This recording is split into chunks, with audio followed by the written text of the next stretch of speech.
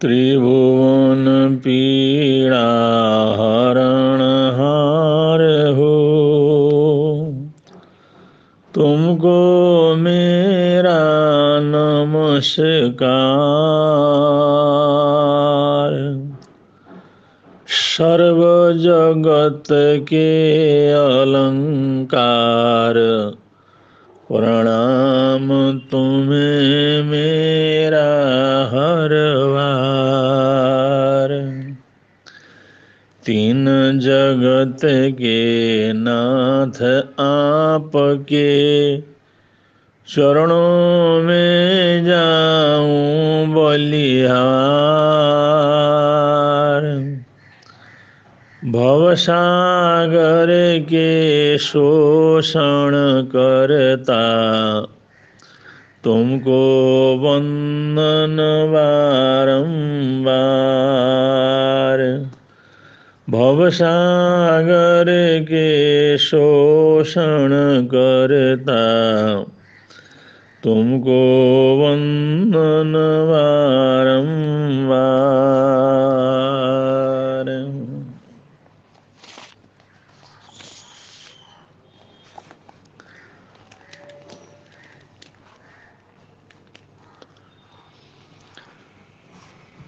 बहुत बार हम ऐसे आदर्श पुरुषों की कहानी सुनते हैं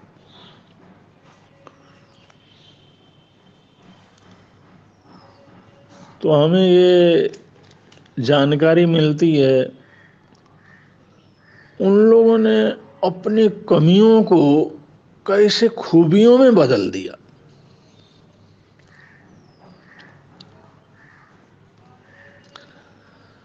अगर हम ऐसे दुनिया के कामयाब लोगों की जीवनी को पढ़ें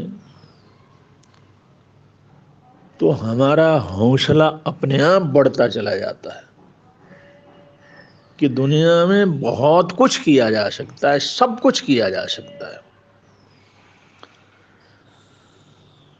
हम शिक्षा ग्रहण करते हैं, पढ़ते हैं, उससे हमारे को ये भी पता लगता है क्या क्या किया जा सकता है, और वो पढ़ने वाला ये भी जानता है कि क्या क्या नहीं किया जा सकता है। लेकिन दुनिया में ये जो हम कहते हैं ये नहीं किया जा सकता, ये नहीं हो सकता, ये हम स्वयं अपने सामने रुकावट पैदा करते हैं। क्योंकि ये तो हो सकता हमारे को जानकारी नहीं है, लेकिन हम शिक्षा के माध्यम से ये नहीं कह सकते भाई ये चीज नहीं हो सकता।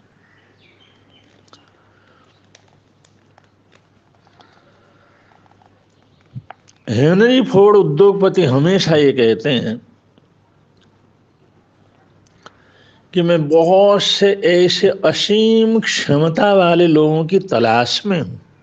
मैं हमेशा ये देखता रहता हूं कि ऐसी असीम क्षमता वाला लोग, ऐसे व्यक्ति मेरे को मिले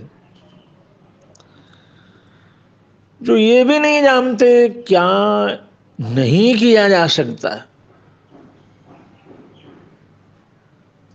उनमें एक हौसला हो, जो नहीं किया जा सकता उसके लिए भी कुछ सोचने की ताकत हो। एक सी क्षमता वाले लोगों को मैं ढूंढता रहता हूं, और यही मेरी सफलता का सबसे बड़ा रहस्य है।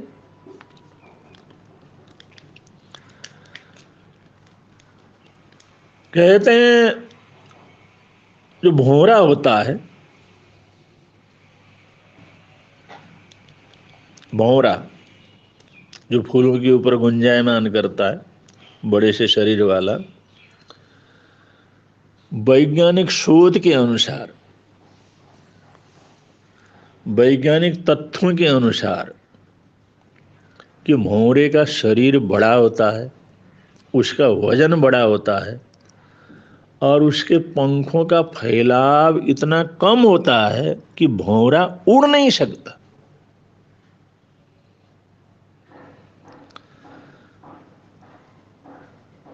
वायु गतिका का जो सिद्धांत है उसके अनुसार जो वैज्ञानिक शोध है, वायु गति का सिद्धांत है, उसके अनुसार भंवरा उड़ नहीं सकता। लेकिन हजारों लाखों भंवरे बड़े आराम से उड़ते हैं, एक फूल से दूसरे फूल में जाते हैं, एक बगीचे से दूसरे फूल में चले जाते हैं, क्योंकि भंवरों को पता नहीं है कि हम उड़ नहीं सकते। वो कोशिश करते हैं, प्रयत्न करते हैं, उड़ते हैं, लेकिन जो वैज्ञानिक तथ्य हैं, सिद्धांत हैं, उनके अनुसार उसका शरीर इतना बड़ा होता है और इतना भार होता है, पंख इतने पतले और छोटे होते हैं, इस हिसाब से भंवरा उड़ ही नहीं सकता। लेकिन उड़ने वाले भंवरे को ये जानकारी नहीं है। अगर उसको ये ज्ञान हो जाए, जानकारी हो जाए, मैं उड़ ही नहीं सकता, तो शायद उड़े ही नहीं।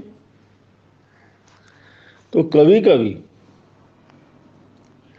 इंसान का जो ज्ञान है वही उसके जीवन में उत्थान के लिए रुकावट बन जाता है, सीमाएं तय कर देता है। लेकिन संसार में ज्ञान की कोई सीमा नहीं है।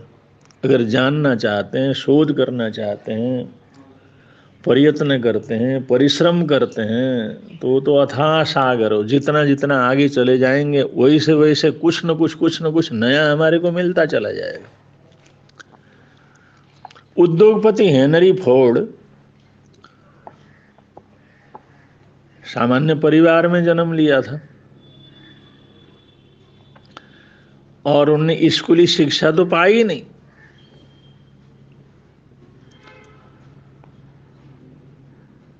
वो 14 वर्ष की उम्र के बाद तो स्कूल गए नहीं, लेकिन होशियार बहुत थे, समझदार बहुत थे। तो उन्होंने धीरे धीरे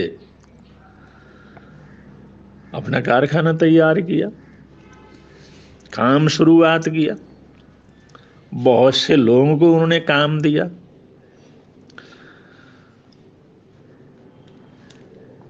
बहुत सी चीज उन्होंने इस दुनिया को दी, मिस्टर हेनरी फोर्ड ने। और ये मिस्टर हेनरी फोर्ड ही हैं जिन्होंने इस सारी दुनिया को V8 इंजन प्रदान किया, जिसके बिना आज के विकास की कल्पना नहीं की जा सकती। जबकि वो 14 साल के बाद तो स्कूल गए नहीं, समझदार जरूर थे, उन्होंने अपना धंधा शुरू जरूर किया था, काम कारोबार उन्होंने शुरू कर दिया था, लेकिन उनकी बहुत बड़ी उनकी पढ़ाई वगैरह नहीं थी, बहुत वो टेक्निक वगैरह जानते नहीं थे।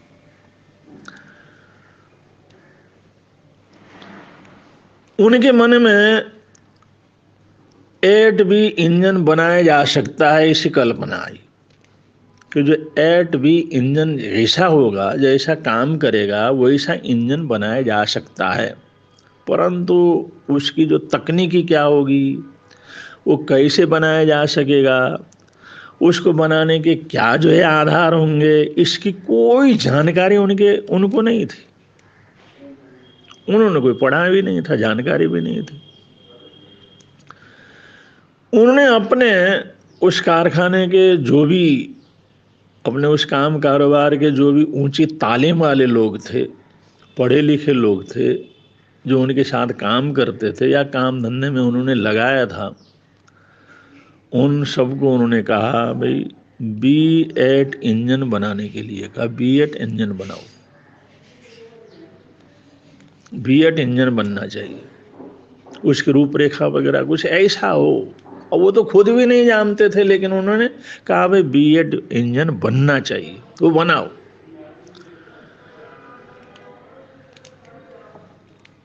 उनके उन पढ़े लिखे लोगों ने, कर्मचारियों ने बड़ी मीटिंगें की, बहुत कुछ सोचा विचार किया और हेनरी फोर्ड को बतलाया इसमें ये हो सकता है, ये नहीं हो सकता, ये होना मुमकिन है, लेकिन ऐसा होना बिल्कुल मुमकिन नहीं है। और जैसा आप कहते हैं V8 इंजन की बात, ये तो होना मुमकिन है ही नहीं, ये नहीं बनाया जा सकता। लेकिन हेनरी फोर्ड लगातार ये मांग करते थे। जब भी मीटिंग होती थी, जब भी कुछ ऐसा मिलना होता था तो कहते भाई B8 इंजन तैयार करना है। और वो लोग उसी बात को दोहराते थे। जो अपनी जानकारी वगैरह है वो बतलाते थे, उसमें जो कठिनाइयां हैं वो बतलाते थे, आगे ऐसा न हो सकने वाली बात बतलाते थे, और आखिर के अंदर ये सिद्ध करते थे B8 इंजन बनाना असंभव है। कुछ महीने बीत गए, फिर हेनरी फोर्ड ने कहा कि मुझे B8 इंजन चाहिए, वो तैयार चाहिए, बनना चाहिए वो।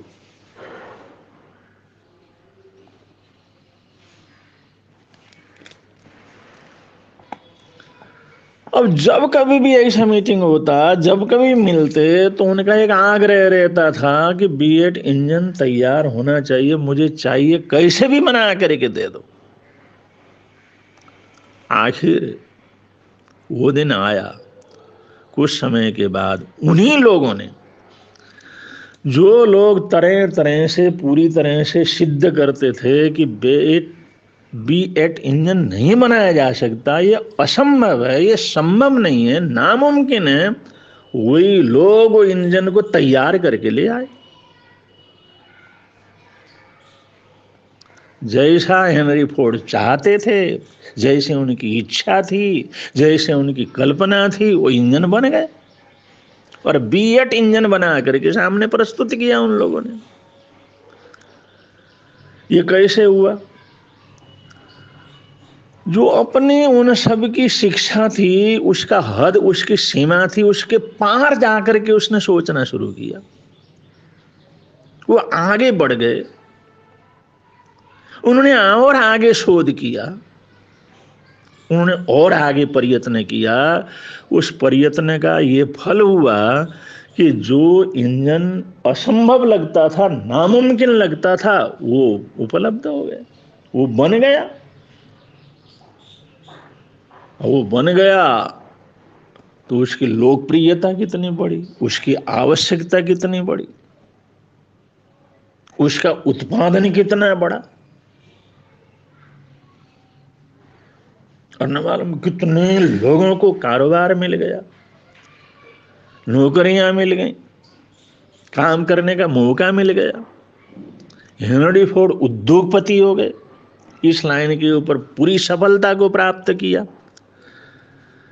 उन्होंने जो कल्पना की थी, जो उनको भी पता नहीं था, उनके लोगों को भी पता नहीं था, लेकिन उनकी एक जीत थी, नहीं ये होना चाहिए। और ऐसा करते करते उन्होंने दुनिया को ऐसी चीज दी, आज सारी दुनिया क्या हेनरी फोर्ड के इस उपकार को भूल सकती? उन्होंने दुनिया को ये जो चीज दी है, क्या इसको कोई भुला सकता है? तो इस दुनिया में हम अपनी पढ़ाई लिखाई की हद से आगे जाकर के भी कुछ न कुछ पा सकते हैं, कुछ न कुछ कर सकते हैं, कुछ न कुछ बन सकते हैं, कुछ न कुछ नई नई चीज जो दुनिया के अंदर है ही नहीं, कोई कल्पना नहीं कर सकता, उसको भी सामने ला सकते हैं। ऐसे ही साधना के क्षेत्र में भी कि हम साधना करते करते, आराधना करते करते, अपने आप को बदलते बदलते, अपना मॉडिफाई अपने आंतरिक रूप से करते हुए उस अवस्था को भी स्पर्श कर सकते हैं जिसकी हमने भी कल्पना नहीं की, जिसके लिए हमने भी नहीं सोचा। उस अवस्था को, उस आध्यात्मिक उन्नति को, उस आध्यात्मिक धरातल को भी छुआ जा सकता है जिसकी आज हमारे कोई कल्पना नहीं है। लेकिन करते रहने से, आगे बढ़ते रहने से सब दुनिया के अंदर संभव होता है। इसलिए महापुरुष कहते हैं कुछ न कुछ आगे से आगे बढ़ते रहना चाहिए। इन्हीं मंगल कामनाओं के साथ, सद्भावनाओं के साथ आज के वक्तव्य को विराम देते हैं। बोलिए भगवान महावीर स्वामी की जय।